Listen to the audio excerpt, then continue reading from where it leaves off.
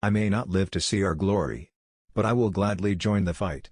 And when our children tell our story, they'll tell the story of tonight. Men give me credit for some genius.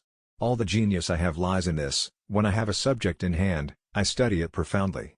Day and night it is before me. Give all the power to the many, they will oppress the few.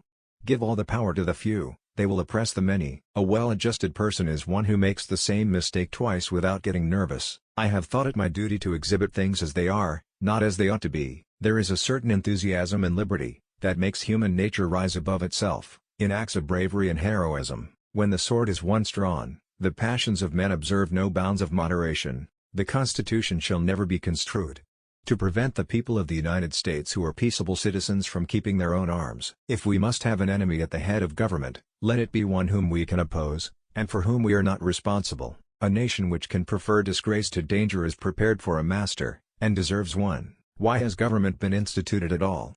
Because the passions of man will not conform to the dictates of reason and justice without constraint. Who talks most about freedom and equality? Is it not those who hold the Bill of Rights in one hand and a whip for affrighted slaves in the other? Men are rather reasoning than reasonable animals, for the most part governed by the impulse of passion. Constitutions should consist only of general provisions. The reason is that they must necessarily be permanent, and that they cannot calculate for the possible change of things. The inquiry constantly is what will please, not what will benefit the people. In such a government there can be nothing but temporary expedient, fickleness, and folly. Hard words are very rarely useful. Real firmness is good for everything. Strut is good for nothing. The effort that I have made is what people are pleased to call the fruit of genius.